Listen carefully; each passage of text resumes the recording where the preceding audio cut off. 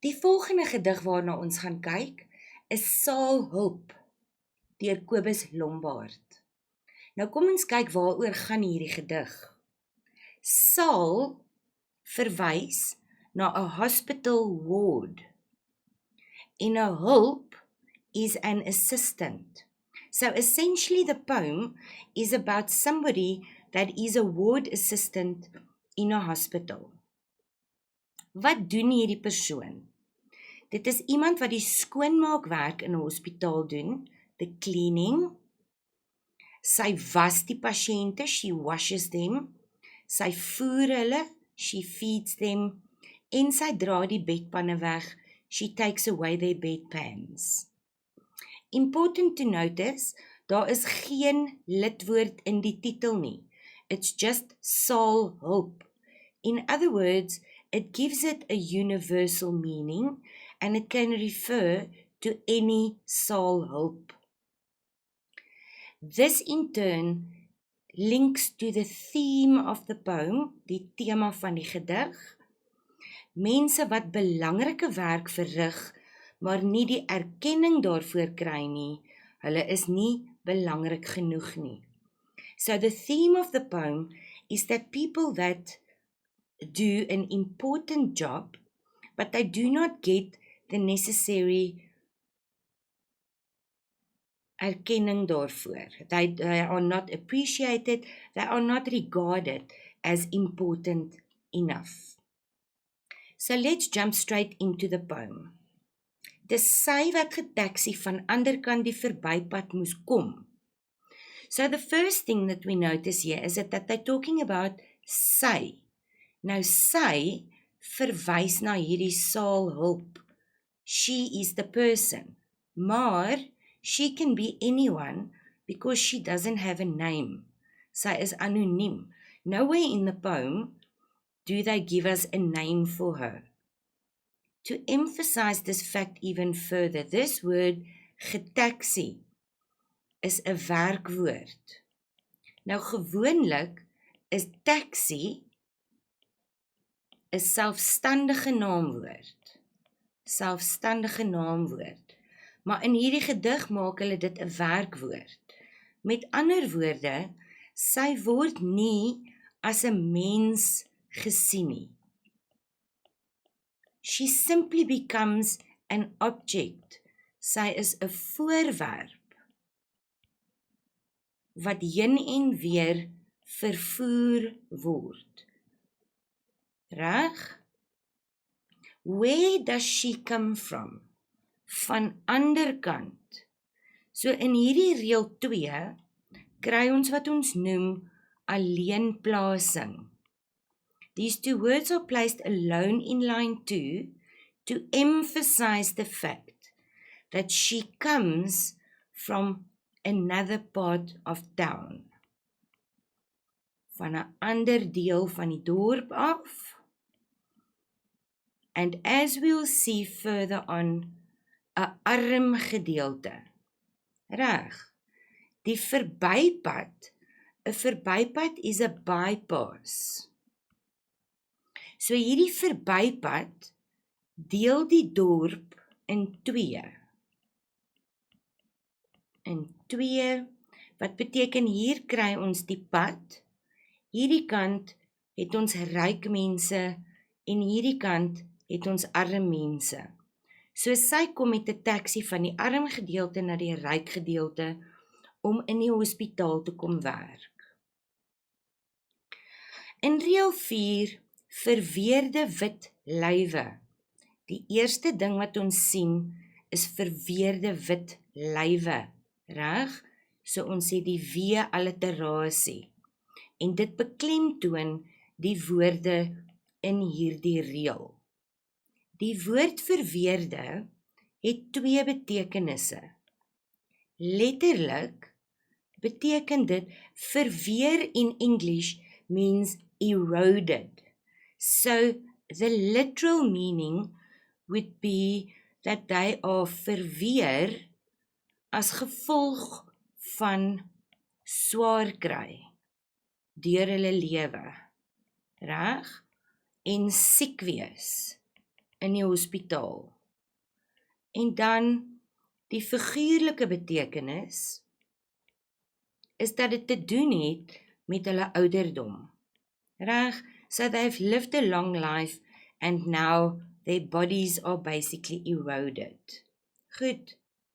Another thing that we have to mention here is the fact that they're referring to lywe.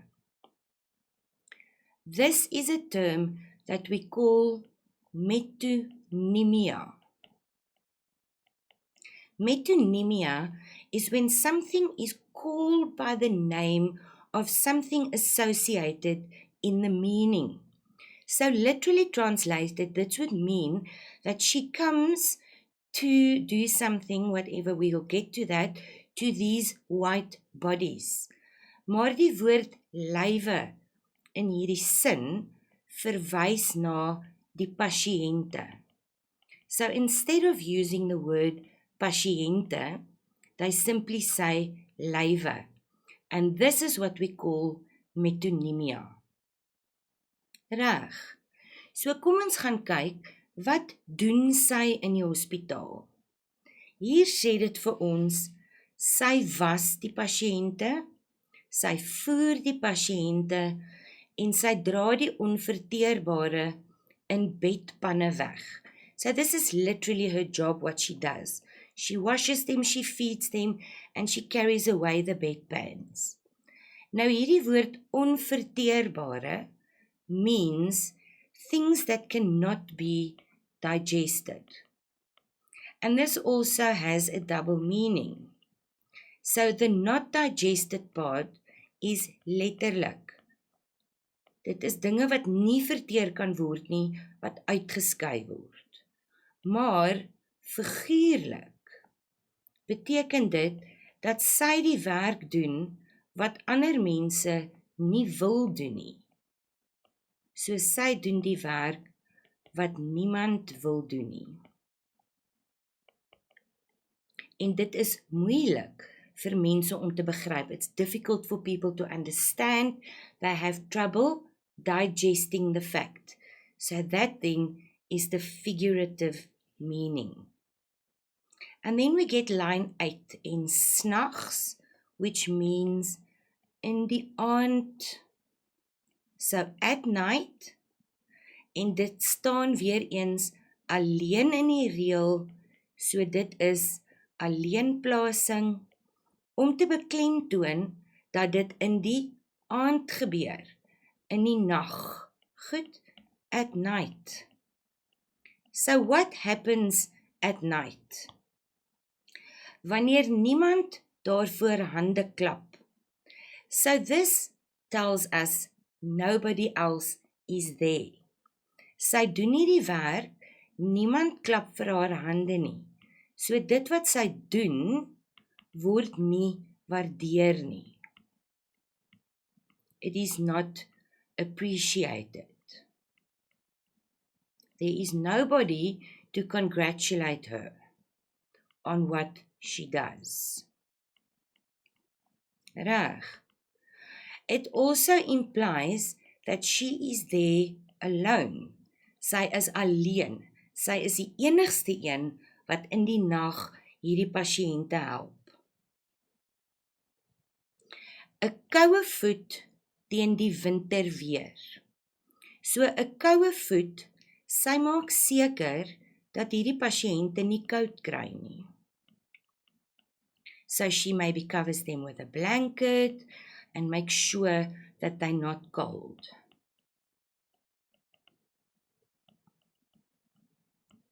Reg, teen die winter te weer basically means to keep the winter away. But once again, we get a literal and a figurative meaning. So letterlik beteken dit dat hulle nie koud kry nie. En dan figuurlik, at night, snags, is 'n mens se weerstand laag. So at night, especially when you are lying alone in hospital, your resistance is low, and you are basically fighting death. So hulle beveg die dood. So not only does she help them physically by keeping them warm with blankets, she also stands by them emotionally. Reg. Dan wil ek net hê moet julle hier kyk na die assonansie teen die winter te weer. Assonansie, en dit beklemtoon die woorde, en dan het ons ook die wee en die wee alliterasie. Reg. So wanneer ons nou by die tweede strofe kom, dis sy wat van onderkant die broodlyn moes kom. Kan julle hierso sien, dis sy is 'n herhaling van die eerste reël. En dan sê dit van onderkant die broodlyn moes kom. So once again, they are emphasizing to us that she is anonymous. We still don't know her name.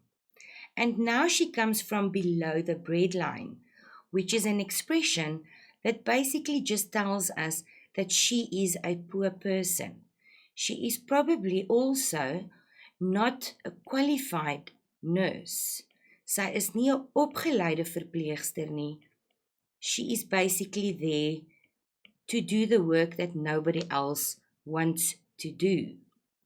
Now this stands in direct contrast to these two words here, fyn linne.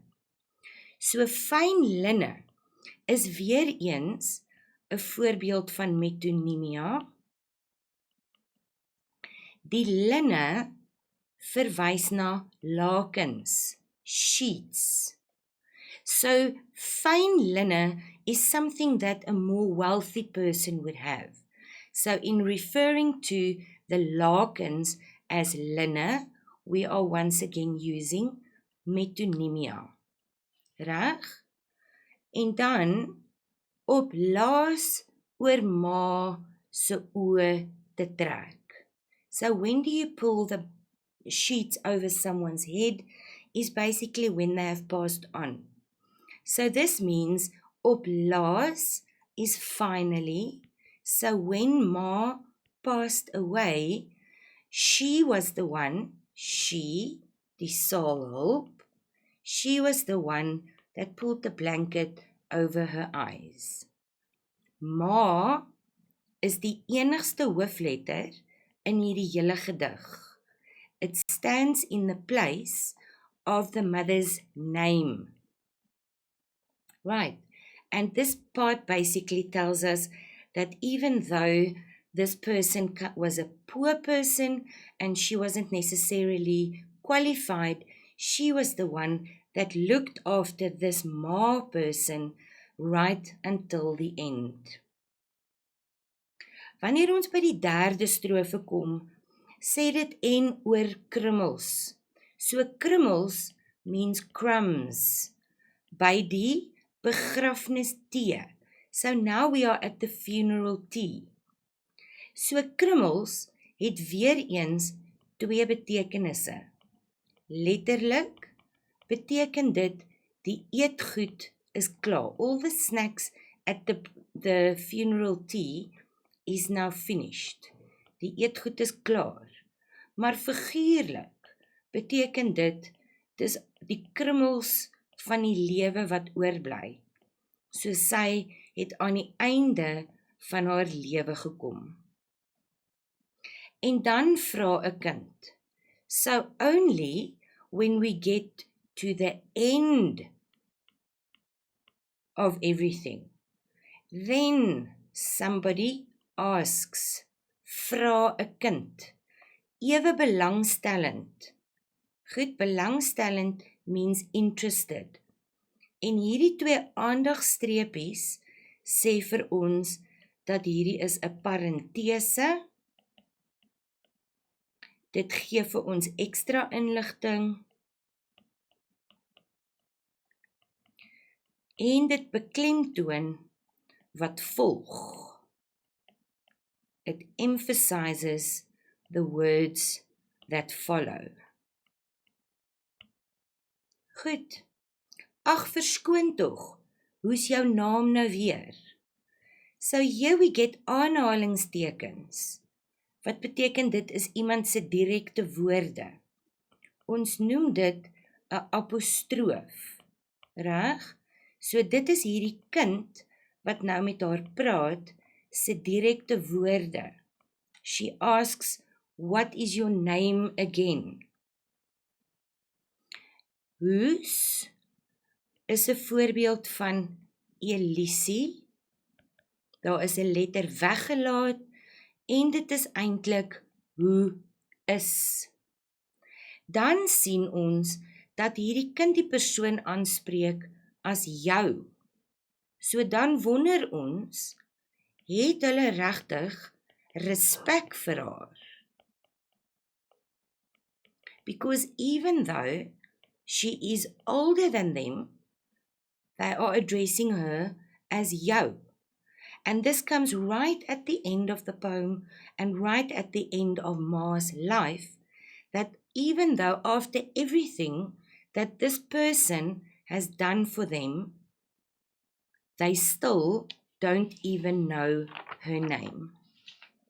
Reg.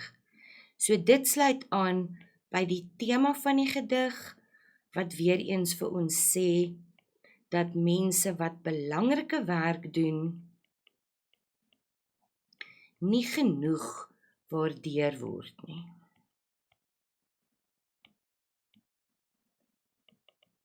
They are not appreciated. Reg.